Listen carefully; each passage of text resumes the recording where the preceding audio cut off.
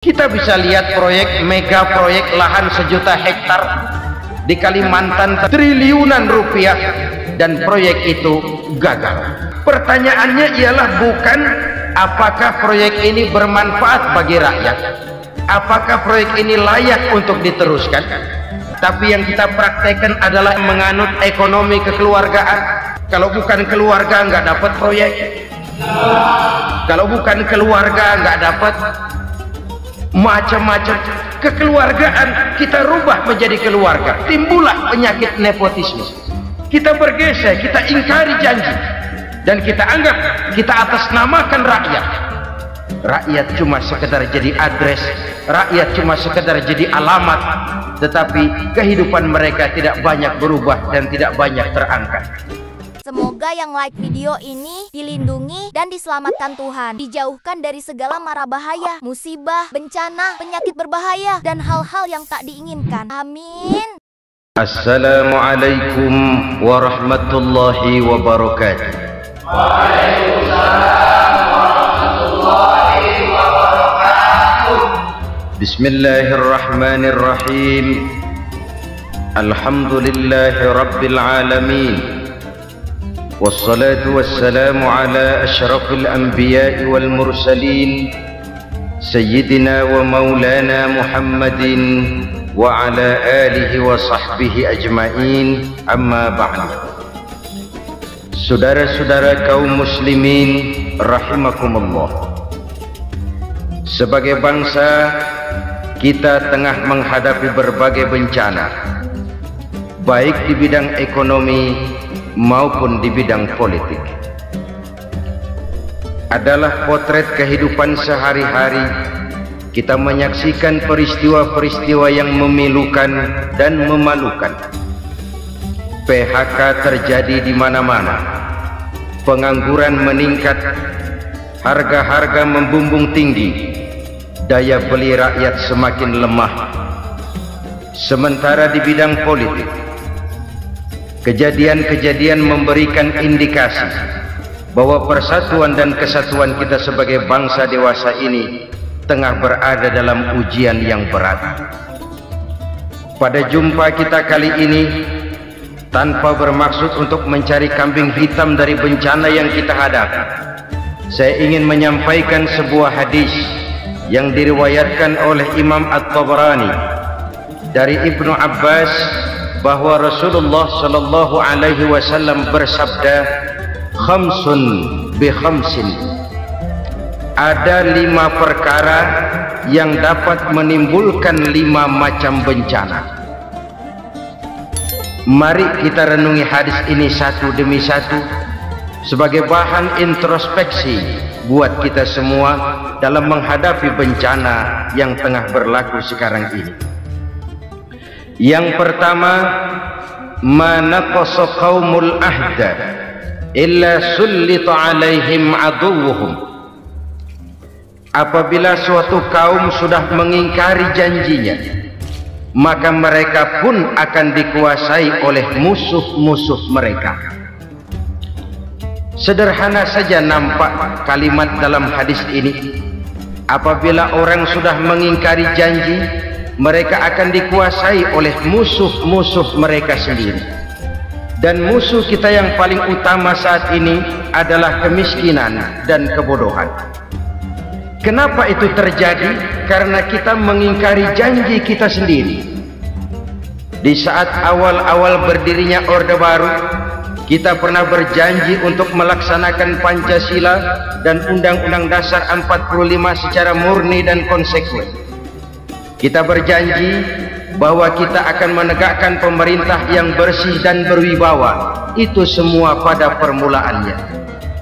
Waktu demi waktu berjalan, kita lupa dengan janji yang kita ucapkan itu. Ketuhanan yang Maha Esa kita ucapkan, tapi kesetanan yang luar biasa yang kita lakukan. Kemanusiaan yang adil dan beradab yang kita dengungkan, tetapi kemanusiaan zalim dan biadab yang kita praktekkan. Sederhana saja saudara, hampir setiap pejabat pada posisi-posisi kunci, di awal-awal ia memangku jabatan itu, biasanya ia mengucapkan sumpah dengan lafaz demi Allah bahwa dalam melaksanakan jabatan ini saya tidak akan menerima hadiah atau pemberian dalam bentuk apapun. Itu pada permulaannya. Lama-lama rupanya hadiah itu asik juga, mulai diterima. Lama-lama dirasa kurang, mulai menagih, dan akhirnya terjadilah praktek yang disebut suap menyuap, semir menyemir, dan lain sebagainya. Kalau ini sudah menjadi kenyataan, bagaimana kita mau menegakkan pemerintah yang bersih dan berwibawa? Undang-Undang Dasar 45 menyatakan bahwa bumi, air, dan seluruh kekayaan negara dikelola oleh negara bagi sebesar-besar kemakmuran rakyat. Yang terjadi adalah bahwa kita merasa mewakili rakyat untuk menikmati harta dan kekayaan negara, sehingga rakyat banyak tidak bisa ikut menikmatinya. Menumpuklah harta itu sehingga terjadilah pepatah, gunung ditimbun, sumur digali. Yang kaya semakin kaya, yang miskin semakin terpuruk. Kita ingkar dengan janji yang kita ucapkan di awal-awal kita bergerak. Kita ingkar dengan janji pada saat kita mengatakannya dengan menyebut nama Allah, dengan mempertaruhkan nama Tuhan, sehingga pada akhirnya jabatan pun mengalami tender. Sudah menjadi rahasia umum, orang mau jadi lurah mesti mengeluarkan uang, mau jadi camat mesti mengeluarkan uang, mau jadi wali kota, bupati, bahkan gubernur, itu ada pasarannya. Secara logika, kalau orang memperoleh satu jabatan karena banyak mengeluarkan uang, tentu pada saat ia mengeluarkan uang, ia sudah punya pemikiran, modal pasti pulang, modal pasti kembali. Kalau orang memperoleh suatu jabatan karena banyak mengeluarkan uang, maka langkah pertama yang dia lakukan setelah memangku jabatan itu ialah bagaimana uang bisa kembali, bagaimana modal bisa pulang. Kalau modal sudah pulang, pikiran berikutnya bagaimana supaya dapat untung. Lalu kapan mau bekerja untuk kepentingan rakyat? Itu nomor 18. Kemudian kalau ada proyek-proyek besar, pertanyaannya ialah bukan apakah proyek ini bermanfaat bagi rakyat, apakah proyek ini layak untuk diteruskan, tetapi yang jadi pertanyaan paling utama ialah bagian saya berapa duit dari proyek ini. Kita bisa lihat proyek, mega proyek lahan 1 juta hektar di Kalimantan Tengah, triliunan rupiah, dan proyek itu gagal. SD Impres bulan ini diresmikan, bulan depan retak. Jembatan-jembatan bulan ini gunting pita, bulan depan runtuh. Kita ingkar dengan janji. Kita berkata kita bekerja untuk kepentingan rakyat, tapi kita tidak pernah mengenal rakyat itu. Apabila suatu kaum sudah mulai mengingkari janji, maka mereka akan dikuasai oleh musuh-musuh mereka. Akibatnya tersusunlah barisan-barisan sakit hati yang makin lama makin menjadi bola salju, menggelinding membesar, dan kemudian terjadilah hal-hal yang tidak kita inginkan lagi. Apabila suatu kaum sudah mengingkari janji, maka mereka akan dikuasai oleh musuh-musuh mereka. Ini penyebab bencana yang pertama. Kita tidak konsekuen. Tadinya kita dengan lantang teriak-teriak berantas korupsi, ganyang korupsi. Pada waktu kita belum mendapat kesempatan. Setelah kita naik punya kesempatan, rupanya korupsi enak juga dirasa. Terjadi pergeseran nilai, orang luntur, kehilangan idealisme awal. Lalu untuk menghibur diri, menutup kesalahan, kita gunakanlah pepatah bahwa tidak ada gading yang tak retak, bahwa kita harus mikul dur mendem jeruk. Itu semua cuma sebagai dalih agar kesalahan kita tidak dibicarakan orang lain. Padahal kita sendiri yang mengingkari janji. Kita yang keluar dari komitmen awal kita. Kita berjanji melaksanakan Pancasila dan Undang-Undang Dasar 45 dengan murni dan konsekuen. Kita berjanji untuk menegakkan pemerintah yang bersih dan berwibawa. Namun dalam kenyataannya itu tidak kita laksanakan dengan sebagaimana mestinya. Kita bergeser, kita mengalami proses degradasi, peluncuran nilai, dan akhirnya terbentuklah barisan-barisan sakit hati yang semakin lama semakin membesar itu. Kita harus introspeksi.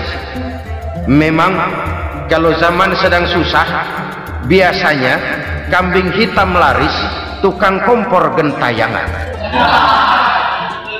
Itu dari dulu selalu mencari kambing hitam. Karena itu kita tidak bicara orang, kita tidak bicara siapa yang salah, kita bicara sistem, dan sistem itu bisa mengena siapa saja. Kalau orang sudah mulai mengingkari janji, bergeser dari komitmen awal, itu sudah mulai ya mengalami proses peluncuran, proses degradasi. Ini penyebab yang pertama. Kita tidak lagi konsekuen bahwa bumi, air, sumber daya alam adalah milik negara, dikuasai oleh negara, digunakan bagi sebesar-besar kemakmuran rakyat. Ternyata rakyat yang makmur itu tidak merupakan gambaran yang menyeluruh dari rakyat kita. Undang-undang dasar kita menganut ekonomi kekeluargaan, tapi yang kita praktekkan adalah ekonomi keluarga. Kalau bukan keluarga nggak dapat proyek, kalau bukan keluarga nggak dapat macam-macam. Kekeluargaan kita rubah menjadi keluarga, timbullah penyakit nepotisme. Kita bergeser, kita ingkari janji, dan kita anggap kita atasnamakan rakyat. Rakyat cuma sekedar jadi adres, rakyat cuma sekedar jadi alamat, tetapi kehidupan mereka tidak banyak berubah dan tidak banyak terangkat. Kaum muslimin rahimakumullah, ini penyakit yang pertama, penyebab bencana yang pertama. Yang kedua, kata Nabi, wa ma hakamu bighairi ma anzalallah. Apabila hukum yang diterapkan sudah tidak lagi bersumber dari hukum Allah, illa fasya fihimul faqr, maka akan bertebaranlah kemiskinan di mana-mana. Ini artinya apa? Apabila hukum tinggal sebuah stempel, apabila hukum sudah diatur menurut kepentingan, apabila hukum sudah tidak lagi ditegakkan secara adil, maka kemiskinan merambah di mana-mana. Hukum diatur menurut selera orang yang sedang berkuasa, maka yang benar bisa jadi salah, yang salah bisa jadi benar. Hukum dalam kenyataan hidup berlaku seperti pisau. Pisau itu kan saudara lihat, yang namanya pisau dimanapun itu tajamnya ke bawah, ke atas tumpul. Kalau hukum itu, kalau untuk rakyat, hukum itu tajam bukan main, cepat sekali dilaksanakan. Tapi giliran menengah ke atas, yang gedean dikit berbuat salah, hukum tumpul. Hukum pura-pura tidak dengar, akibatnya terluka rasa keadilan rakyat. Satu kasus rakyat diam, dua kasus rakyat diam, tiga kasus rakyat diam, kasus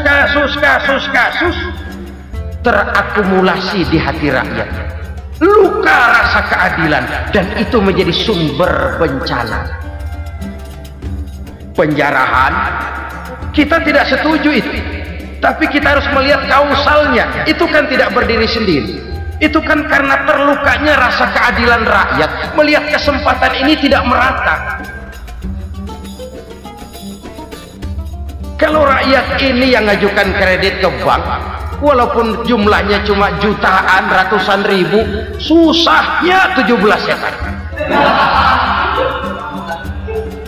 Tapi ada orang-orang tertentu yang agunannya palsu, jaminannya palsu, bawa kata belece, bukan cuma miliaran, triliunan kredit bisa keluar. Terluka rasa keadilan, hilangnya kesempatan.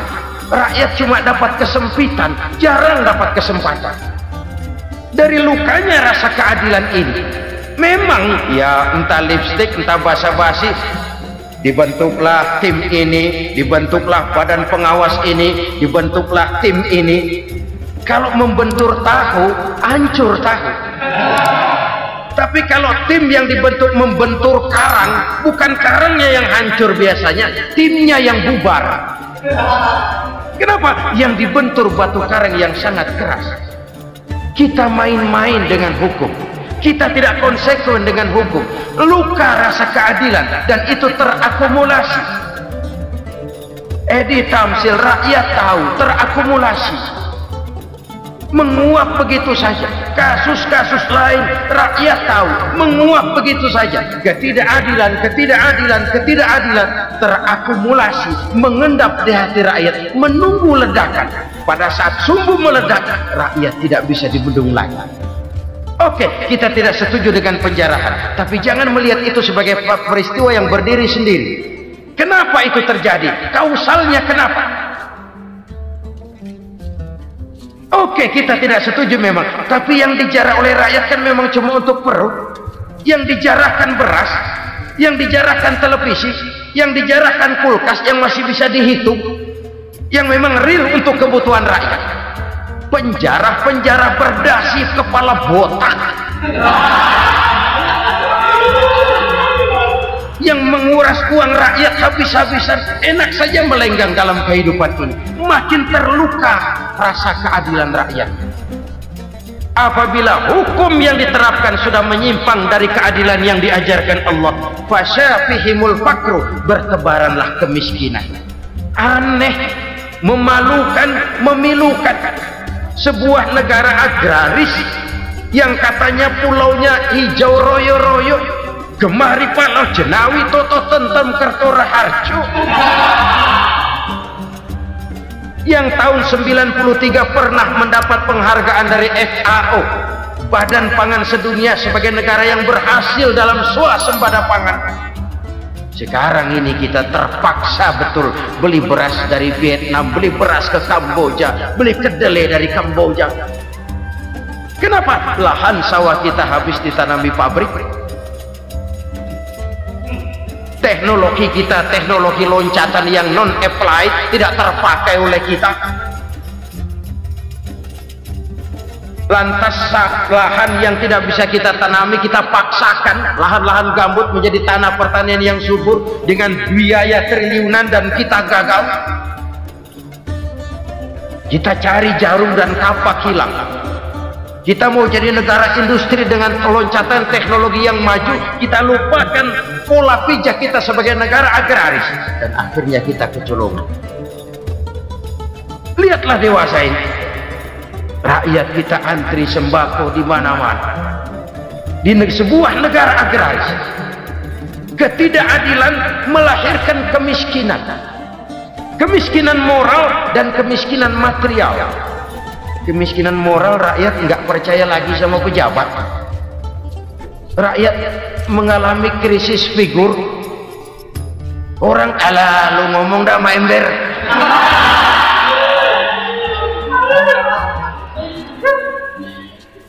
Penataran yang menghabiskan biaya miliaran itu melahirkan pejabat-pejabat korup. Pengawasan yang menghabiskan biaya miliaran itu ternyata impoten, mandul. Kemiskinan moral. Jujur saya berkata, saudara-saudara, setelah pintu reformasi dibuka, itu yang masuk memang macam-macam. Ada yang memang punya tujuan murni, konsekuen, dan punya konsep. Ada yang nunggu di tikungan, begitu mobil lewat nyamber pintu, berangkat ikut reformasi. Ada yang memanfaatkan momentum, mumpung, untuk nyampein unek-unek, ngerti nggak, pokoknya ngomong, sehingga keadaan semakin rancu, kebingungan semakin menjadi-jadi, masalah yang paling urgen tidak terselesaikan. Sekarang ini orang berpikir mendingan jadi pala ular daripada jadi buntut macan. Buntut macan memang hebat macan, tapi kalau buntutnya cuma ugel-ugel di belakang buat apa? Mendingan jadi kepala ular kecil juga nyaplok. Artinya ya biar kecil juga kalau punya partai kan gagah. Lalu rame-rame bikin partai kayak bikin arisan. Orang makin mengalami dislokasi. Semua mau jadi pahlawan, semua mau nomor satu, semua ngomong. Iya kalau bidangnya, kalau bukan makin rancu. Marilah lewat kesempatan ini saya mengajak kita untuk tahu diri. Biarkan politisi ngomong politik, biarkan ekonom menata ekonomi, biarkan praktisi bicara soal hukum, biarkan rakyat munajat, istighfar, mohon pertolongan Allah. Tahu diri kita. Kalau memang ayam, kukuruyuk aja dah. Kalau memang kucing, ayo ngeong. Kalau kambing, silahkan ngembe.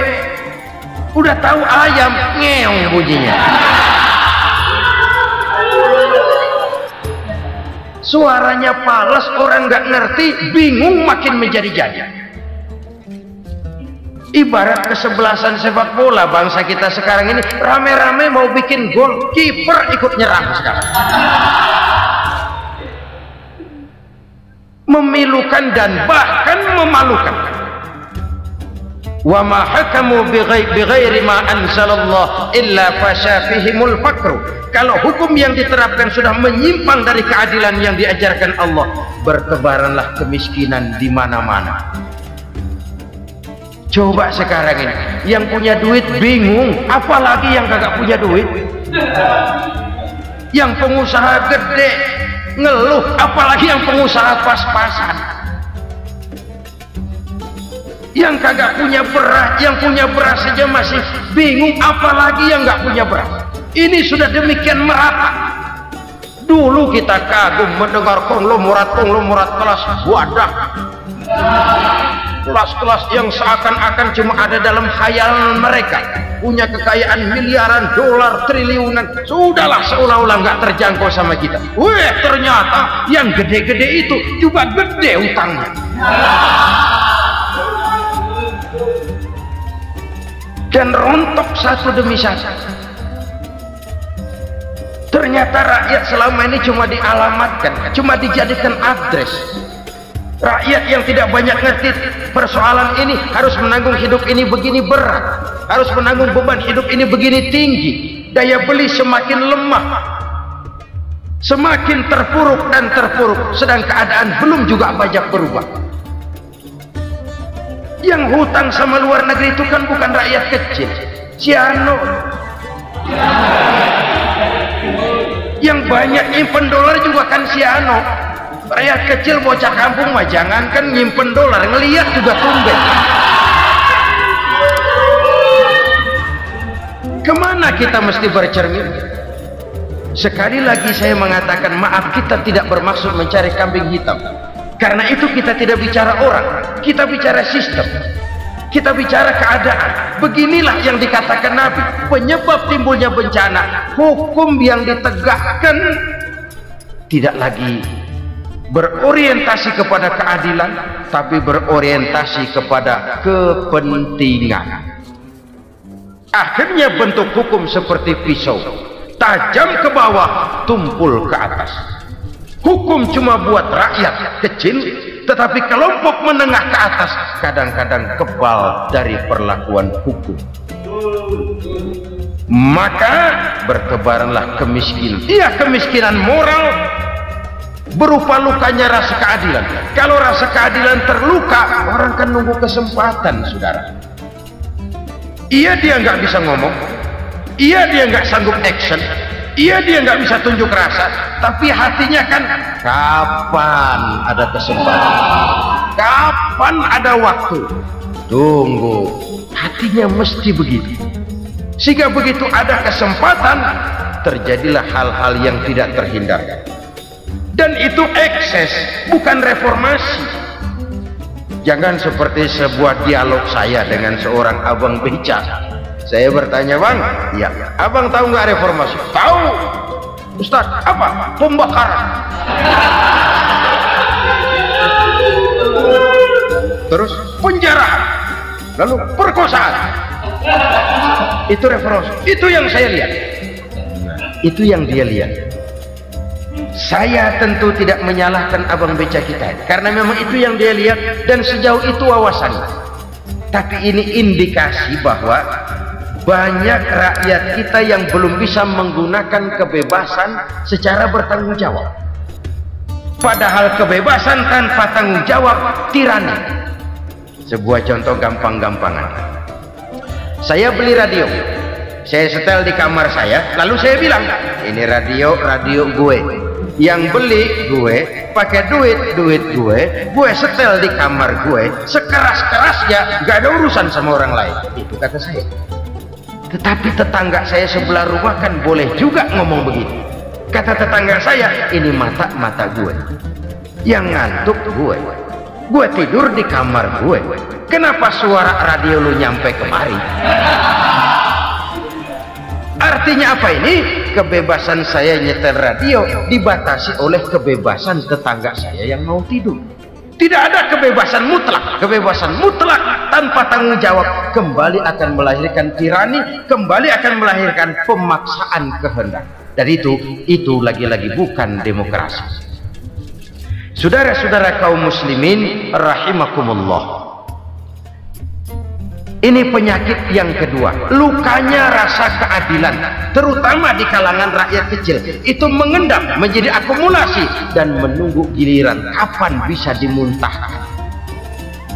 Dengan kata lain, rakyatnya udah banyak banget makan yang perutnya jadi enak, nyelam. Kapan nunggu muntahnya? Udah begini banyak akumulasi yang mereka pendam di perut ini, sehingga ketika terjadi kesempatan itu sudah tidak terkendalikan lagi. Kita out of control. Saya tidak mentolerir sikap-sikap kekerasan. Bahkan saya lebih cenderung bahwa kalau di rumah kita banyak tikusnya saja racuni, jangan rumah dibakar. Bahwa ada korupsi, ya, ada kolusi, memang ada nepotisme, tentu. Tetapi tikusnya saja racuni, jangan rumah dibakar. Masa mau ngusir tikus bakar rumah? Tikusnya lari, tikusnya selamat, rumahnya ewes-ewes.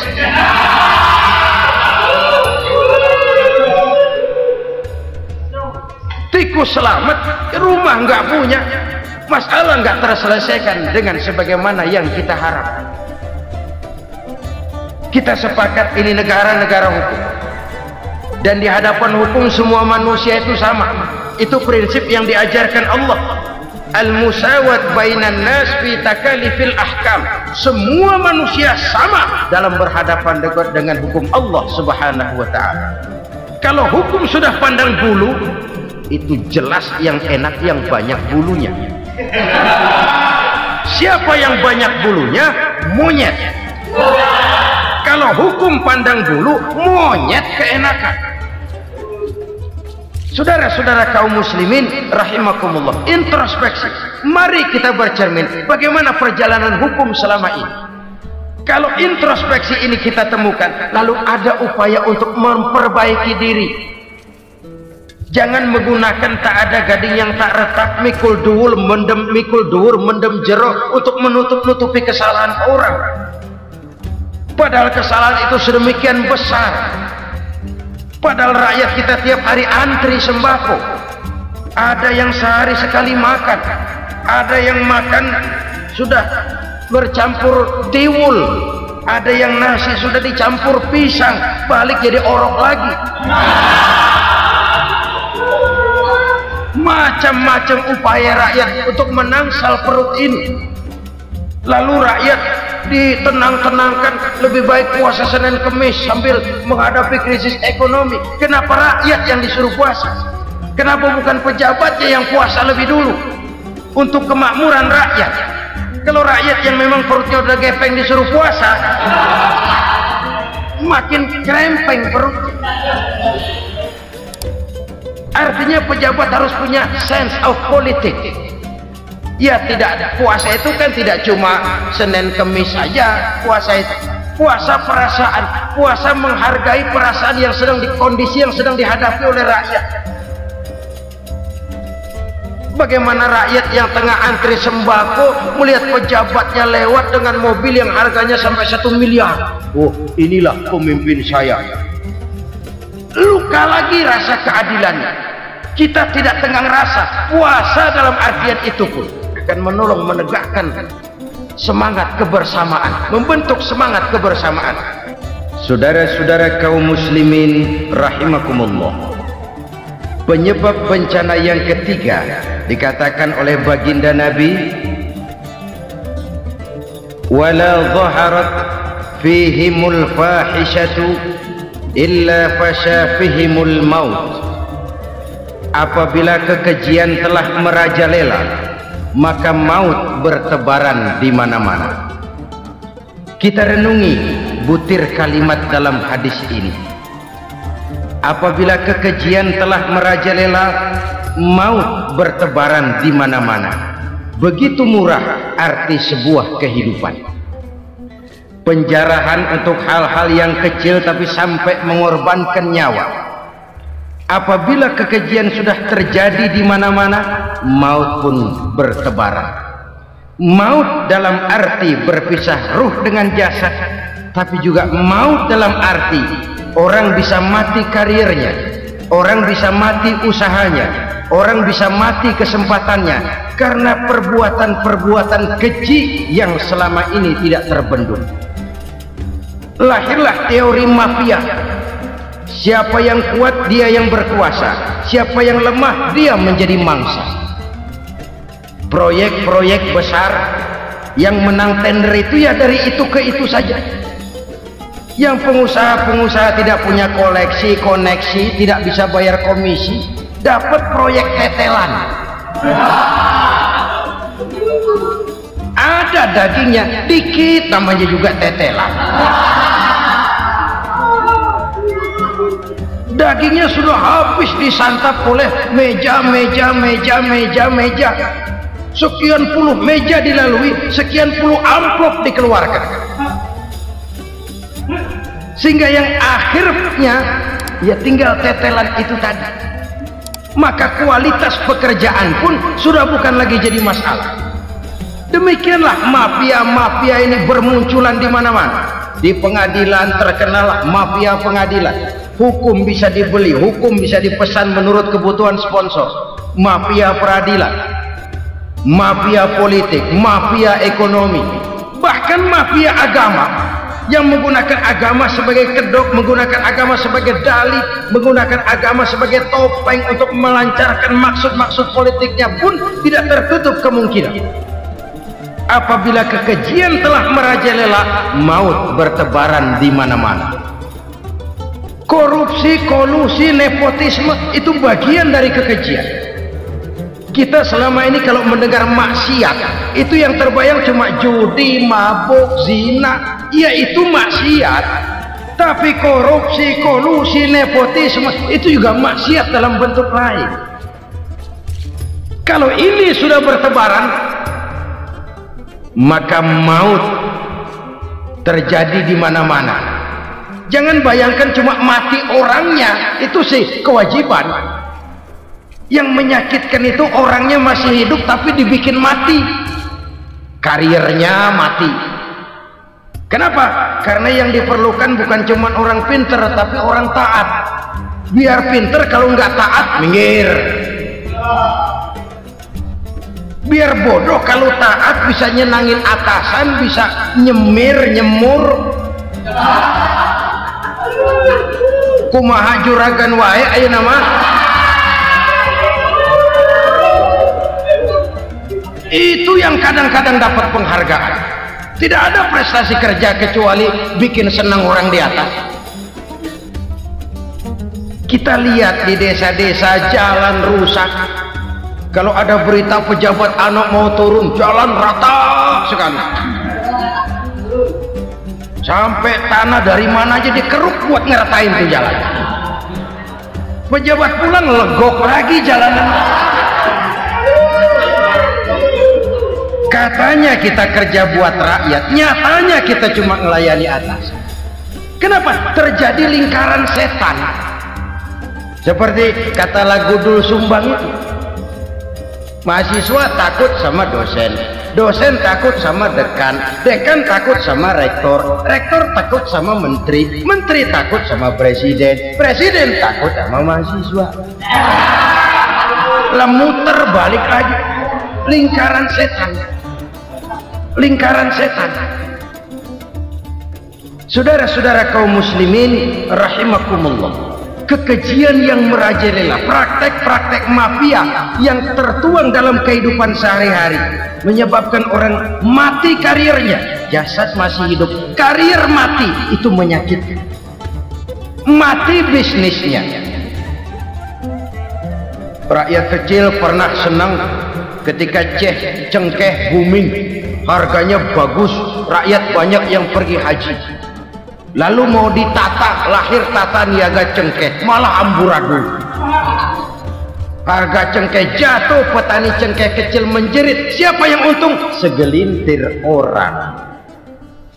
Masihkah kita pakai atas nama rakyat untuk kepentingan nasional, padahal yang nyanyi cuma segelintir orang? Masihkah kita mau bohongi rakyat ini dengan mobil nasional tapi bikinan Korea? Masihkah kita mau bermain verbalisme, bermain kata? Ini sebuah masa lalu yang tidak perlu terulang lagi untuk masa-masa yang akan datang. Kekejian merajalela, orang mati karir, bisa mati usaha, mati bisnis. Usahanya maju, dirangkul, hancur. Usahanya maju, dipukul, hancur, tenggelam. Bahkan yang memilukan dan memalukan badan-badan usaha milik negara itu dikebiri sedemikian rupa sehingga tidak menghasilkan hal-hal yang bermanfaat buat negara. Saudara-saudara kaum muslimin rahimakumullah, kalau nafsu yang sudah mengatur itu semua, maka kekejian pun merajalela. Orang sudah pakai teori mafia, yang kuat dia yang menang, yang kuat dia yang berkuasa, yang lemah silakan minggir di sudut-sudut kehidupan. Kalau kekejian seperti ini merajalela, maut bertebaran di mana-mana. Banyak orang mati karirnya, banyak orang mati usahanya, banyak orang mati imajinasinya. Sekarang ini dalam dunia seni yang banyak karyawan seni, bukan seniman. Seniman itu kan dilahirkan, lain seniman, lain karyawan seni. Sekarang yang banyak karyawan seni, bukan seniman. Mati karir, mati imajinasi, mati improvisasi, sehingga kehidupan persis sinetron. Sinetron itu yang kita lihat rumah mewah, yang kita lihat rumah bagus. Gak pernah kita lihat di sinetron kita ini rakyat antri sembako. Kita dijejali hal-hal yang indah, yang wah, yang membuat kita tenggelam dalam gaya hidup instan, tenggelam dalam gaya hidup wah. Kita lupa dengan realitas keseharian di tengah-tengah masyarakat kita. Lahirlah kelompok-kelompok selebritis, dibesarkan oleh berbagai media. Selebritis, pilek aja masuk koran, pilek.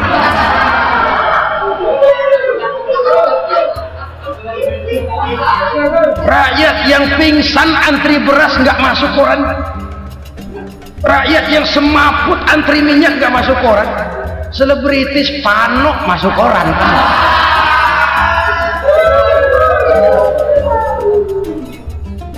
Kita besarkan hal-hal kecil, kita kecilkan hal-hal besar. Kenapa? Kita mengejar oplah, kita profit oriented, tidak lagi berorientasi kepada realitas hidup yang kita hadapi ini. Kalau kekejian sudah merajalela, kata Nabi, maka maut bertebaran di mana-mana. Maut dalam artian maut, coba lihat sekarang begitu murah nyawanya. Karena 1000 perak orang mau nusuk bunuh, karena beras seliter orang khilaf. Begitu murah kehidupan. Tapi kekejian dalam bentuk korupsi, kolusi, nepotisme, kekejian dalam bentuk itu mematikan karier, mematikan bisnis, mematikan imajinasi, mematikan kreativitas. Itu juga maut dalam bentuk lain akibat kekejaman lain. Ini penyebab yang ketiga. Yang keempat, penyebab bencana menurut baginda Rasul, wala tuffiful mikyala illa muni'un nabat. Apabila timbangan sudah dicurangi, maka tercegahlah tumbuh-tumbuhan. Apabila timbangan sudah mulai curang, maka terjadilah musim paceklik.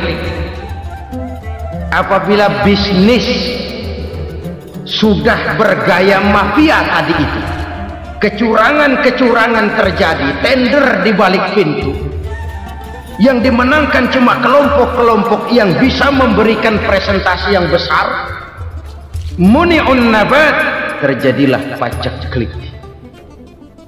Paceklik, panen gagal, wereng, ya wereng, kemarau panjang, it's okay, air sulit, iya. Tetapi kan semua itu ada yang ngatur. Kemarau ada yang ngatur, belalang itu ada yang ngatur, air itu juga ada yang ngatur. Yang ngatur itu yang serba maha. Kalau ia murka melihat kecurangan timbangan, Allah itu kalau murka kan gampang saja, tinggal komandoin balang, lang, hancurin tuh sawah. Konvoy belalang, konvoy. Allah tinggal ngutik. Angin El Nino mampir lo ke Indonesia, hujan nggak turun-turun, kemarau panjang. Jadi kalau musim kemarau kan namanya anginnya El Nino. Kalau musim hujan anginnya namanya La Nina. Cakep namanya, kejem orangnya. Saudara lihat Cina sekarang sedang kena La Nina, banjir besar, ribuan orang meninggal. Dia mah ribuan mati kagak berasa, rakyatnya miliaran. Bangladesh lagi ngalami La Nina, India lagi ngalami La Nina.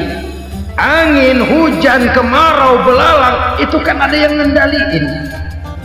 Kuncinya bukan di belalangnya, kuncinya bukan di peredaran matahari berputar, kuncinya di atas yang mengatur semua itu. Kalau timbangan sudah mulai curang, pengusaha sudah nggak mau jujur, apa enggak bikin perut jadi mual. Begitu rakyat antri sembako pingsan nggak dapat beras, sementara beras ditumpuk-tumpuk sampai membusuk. Kemana hati nuraninya? Kemana akal pikirannya? Kemana mereka yang berbuat atas nama rakyat tapi melihat rakyat susah tidak tergerak hatinya? Apabila timbangan sudah mulai dicurangi, bisnis sudah mulai melenceng, maka terjadilah paceklik. Sebuah negara yang berhasil dalam swasembada pangan, lalu sekarang menjadi negara yang rakyatnya antri untuk memperoleh kebutuhan pangan. Saudara-saudara kaum muslimin rahimakumullah, ini intinya adalah kecurangan. Kalau kecurangan sudah terjadi di mana-mana, dan ini milik siapa saja, bukan soal tempat, bukan soal jabatan, soal manusianya, SDM-nya. Kecurangan tidak cuma terjadi di kantor, di masjid bisa terjadi kecurangan. Korupsi tidak hanya bisa terjadi di kantor, di madrasah bisa ada korupsi. Faktor manusianya, ini soal SDM. Kecurangan yang besar tentu besar lagi kerugiannya. Kecurangan yang kecil, kecurangan sehari-hari, pedagang-pedagang kecil ngurangi timbangan, barang yang buruk dikatakan baik, yang baik dikatakan buruk, itu merugikan perorangan. Kecurangan yang besar merugikan bangsa dalam bentuk total, dalam bentuk seutuhnya.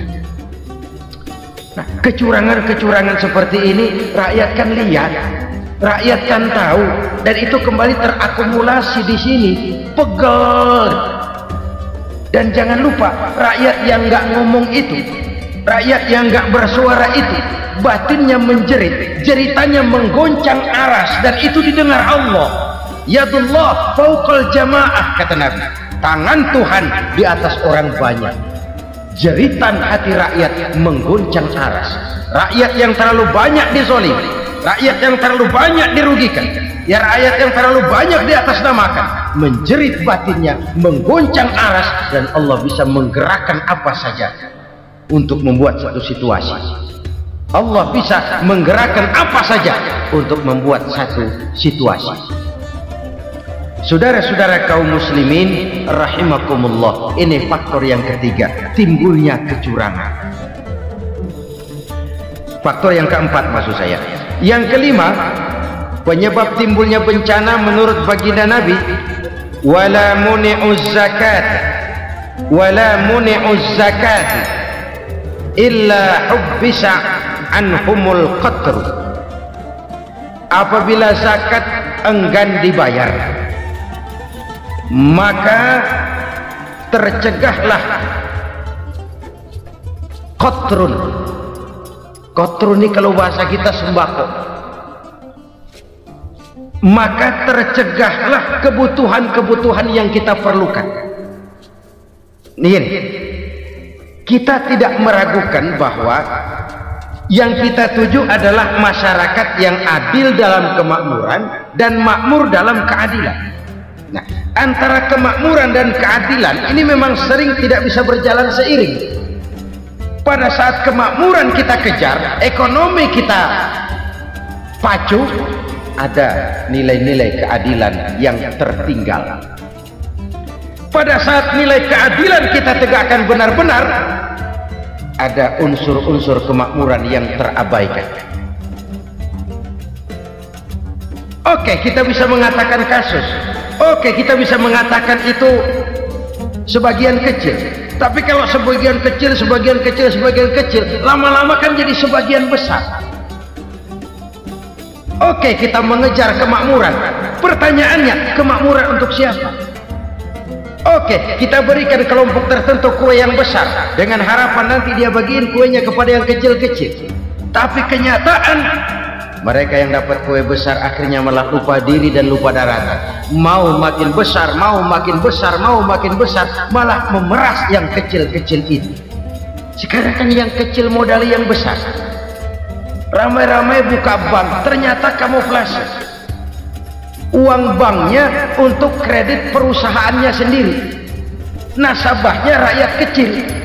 Artinya apa? Rakyat kecil disuruh modalin orang yang udah gede. Ini karena sambar geledek urusan.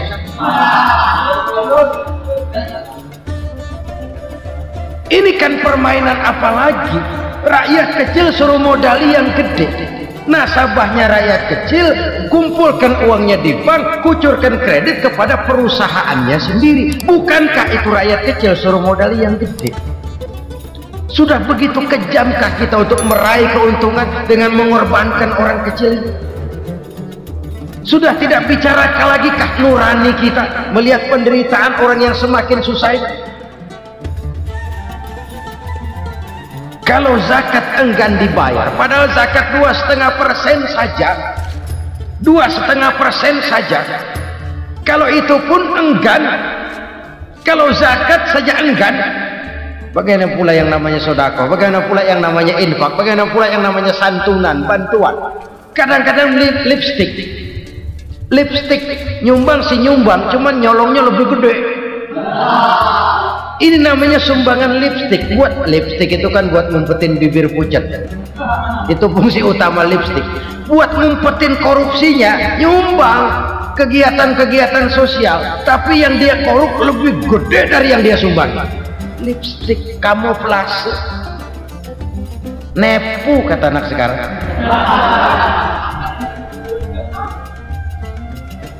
Saudara-saudara kaum muslimin rahimakumullah, demikian berat kewajiban zakat ini sampai di zaman Sayyidina Abu Bakar pernah keluar komando perangi orang yang enggan membayar zakat. Perangi, karena fungsi zakat adalah menjembatani antara si kaya dengan si miskin.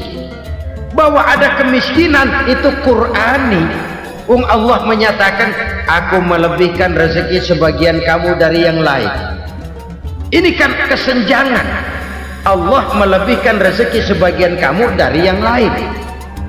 Ada itu, tetapi itu berjalan secara nature. Nah, kalau direkayasa, yang kaya semakin kaya, yang miskin semakin terpuruk, yang sudah besar dapat proyek besar, yang kecil dapat tetelan. Ini kan rekayasa namanya. Kesenjangan yang direkayasa ini yang kita harus kikis. Nah, fungsi zakat menjembatani dari sisi sosial.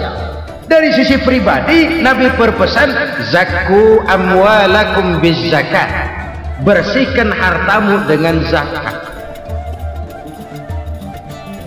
Sekarang ada istilah nyuci uang. Uang hasil korupsi itu bisa dicuci, dijadikan uang bersih. Bukan pakai rinso, bukan.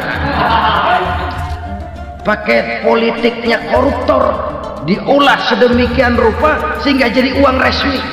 Sudah memutik, itu termasuk yang disebut kejahatan kerah putih, white collar crime. Kejahatan kerah putih, kejahatan pakai dasi, kejahatan kelas kakap. Makanya orang mendingan goblok kagak bener daripada pinter kagak bener. Goblok kagak bener itu gampang ngurusinnya, pinter kagak bener ini yang berabe bener ngurusinnya.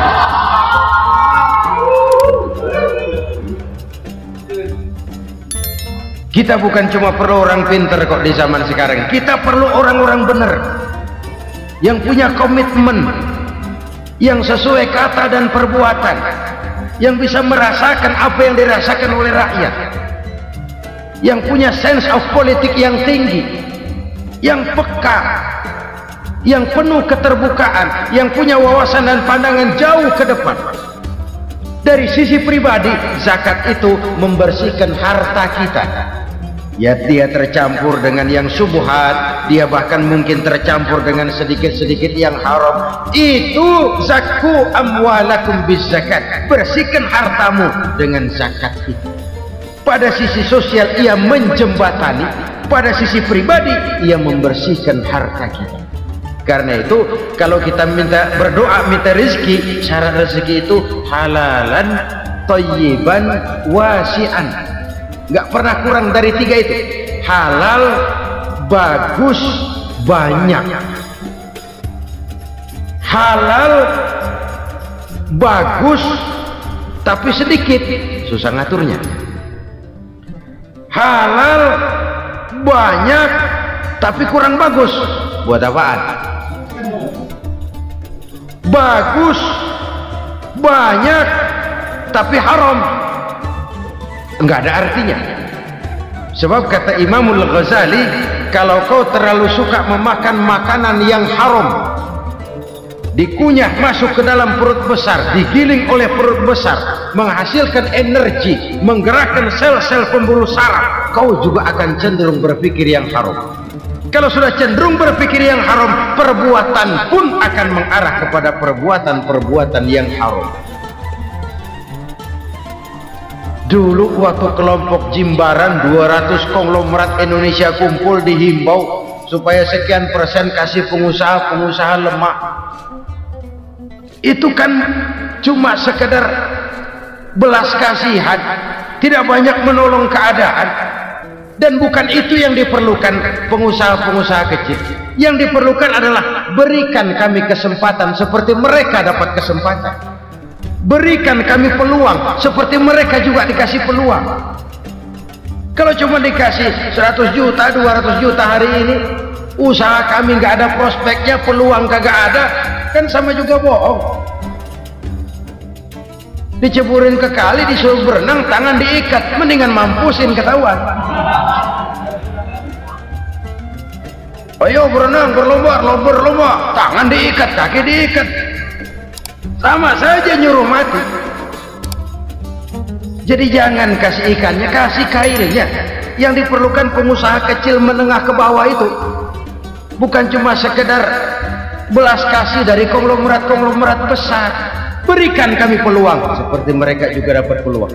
Berikan kami kesempatan seperti mereka dapat kesempatan.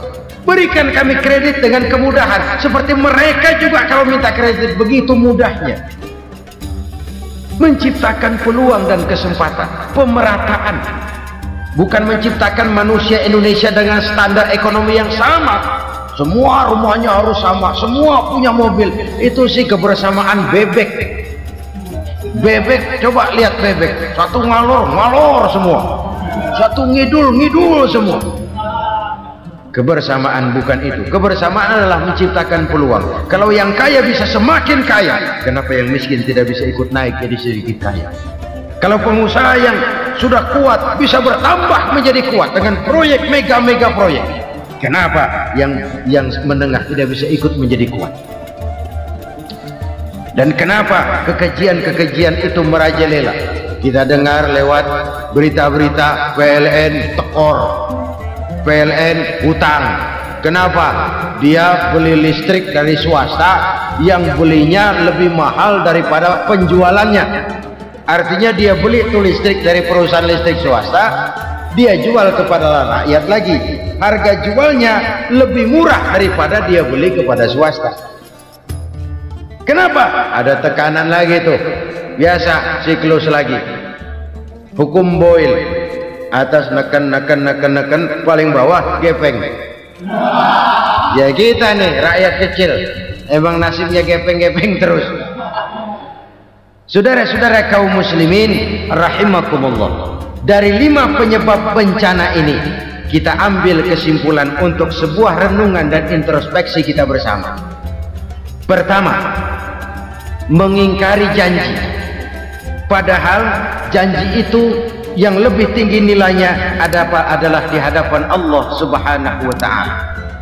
Baik wakil-wakil rakyat di parlemen maupun pemimpin-pemimpin rakyat di dalam kabinet, apabila memangku suatu jabatan, selalu mereka mengawali dengan sumpah, dan sumpah itu dimulai dengan demi Allah.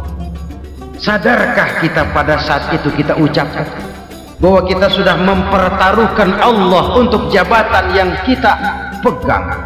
Kita sudah mempertaruhkan nama Allah untuk posisi yang dipercayakan kepada kita. Sadarkah kita bahwa menyia-nyiakan itu satu dosa yang sangat besar, yang tidak hanya kepada Allah tetapi juga kepada rakyat yang kita wakili, kepada rakyat yang kita pimpin? Cukuplah sudah rakyat dijadikan adres, umat dijadikan alamat sebagai numpang. Marilah kita kembali kepada komit awal dengan jujur kepada janji kita sendiri. Lalu yang kedua, kekejian, baik berupa korupsi, kolusi, nepotisme, dan perbuatan-perbuatan lain akan melahirkan kemiskinan. Kekurangan pangan bukan satu-satunya yang menyebabkan rakyat menderita. Lukanya rasa keadilan terakumulasi di hati rakyat, dan jeritan hati rakyat mengguncang aras. Kalau Allah murka, Allah bisa melakukan apa saja untuk menciptakan suatu kondisi. Faktor yang ketiga adalah praktek mafia menebarkan maut. Orang yang mati jasad dan rohaninya, maupun orang yang mati karirnya, mati kejujurannya, mati usahanya, mati imajinasinya. Hilang kreativitas kita sebagai bangsa.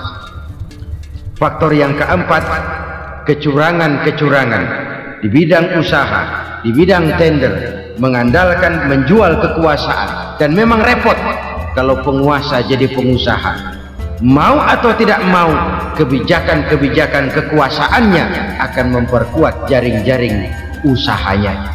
Dan pada saat itu objektivitas sulit ditemukan lagi. Lalu yang kelima, keengganan membayar zakat, menumpuknya kekayaan negara pada kelompok-kelompok tertentu. Ini akan melahirkan paceklik yang berkepanjangan. Menumpuknya kekayaan dan harta negara pada kelompok-kelompok tertentu akan melahirkan paceklik dan miskinan yang berkepanjangan. Marilah kita sadar, marilah kita merenung bahwa keengganan kita membayar zakat, menciptakan pemerataan, pada akhirnya akan menjadi musibah buat kita semua. Saudara-saudara kaum muslimin rahimakumullah, sekian dulu jumpa kita kali ini. Mudah-mudahan yang saya sampaikan dari hadis riwayat Imam Tabrani ini menjadi bahan introspeksi buat kita semua. Tidak akan seorang muslim jatuh dua kali di tempat yang sama. Semua merupakan pelajaran untuk kita jadikan introspeksi guna menata hari esok yang lebih baik daripada hari ini. Reformasi harus terus berlanjut, tidak bisa dan tidak perlu dikendalikan, tapi harus tetap dengan landasan akhlakul karimah sesuai dengan budaya kita sebagai bangsa. Terima kasih atas perhatian saudara. Mohon maaf atas segala kekurangan. Jumpa lagi lain kesempatan insyaallah. Usikum wa nafsi bitaqwallah. Assalamualaikum warahmatullahi wabarakatuh.